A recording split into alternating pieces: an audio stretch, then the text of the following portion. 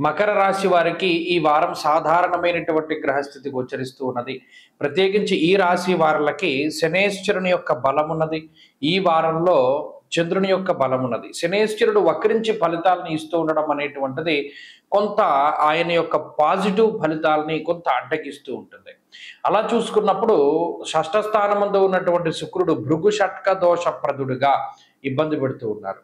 షష్ఠ స్థానమందు ఉన్న గురుబలం లేదు. సప్తమంలో ఉండేటువంటి రవి, సప్తమంలో ఉండేటువంటి బుధుడు బలహీనంగా ఉన్నారు. అష్టమ కేతువు ఇబ్బంది, నవమ కుజుడు మిశ్రమ ఫలదాత. అలాగే రెండవ స్థానమందు రాహువు కొంత అనుకూలించేటువంటి గ్రహం చంద్రుడితోటి కలిపి. అంటే ప్రధానంగా దేని మీద ఆధారపడవలసి వస్తోంది? మాట. మాటకి సంబంధించినటువంటి వృత్తి ఉద్యోగాల్లో ఉండేటువంటి వారు మాత్రం ఏదో ఒకలాగా ముందుకు సాగుతూ ఉంటారు. అలాగే మిగతా వృత్తుల్లో పనిచేస్తూ ఉండేటువంటి వారు వారి మాట ద్వారా బయటపడుతూ ఉంటారు. అది ఉద్యోగమైనా, వ్యాపారమైనా, మరి ఏ ఇతరత్ర పరిస్థితులైనప్పటికీ లౌకికమైనటువంటి మాటల్ని ఉపయోగించి బతికేటువంటి పరిస్థితులు ఉంటాయి.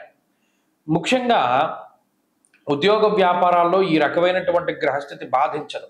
కానీ విదేశాల్లో ఉండేటువంటి మకర రాశి వారికి మాత్రం ఇది కొంత ఇబ్బంది. ఎవరైతే ఒక దేశంలో పుట్టి వేరే దేశంలో నివసిస్తూ అక్కడ ఉద్యోగం కానీ, అక్కడ ఇంకోటి మరే ఇతరత్ర విషయాల గురించి కానీ ఇబ్బంది పడుతూ ఉన్నారో వారికి అన్ని పనుల్లో కూడా చాలా జాప్యంతో ముందుకు సాగుతాయి.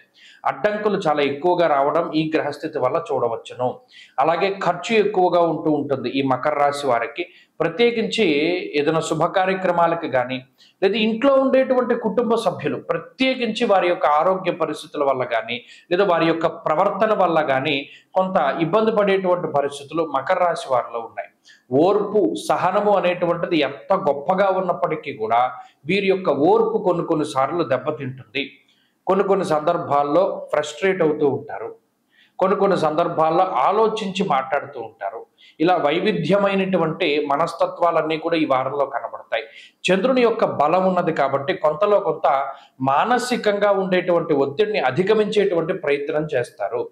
అలాగే కీలకమైనటువంటి నిర్ణయాలు తీసుకోవడము, కీలకమైనటువంటి ప్రయాణాలు చేసేటువంటి పరిస్థితులు ఉన్నాయి. కాబట్టి మకర రాశి వారికి గ్రహస్థితి మిశ్రమంగానే ఉన్నది.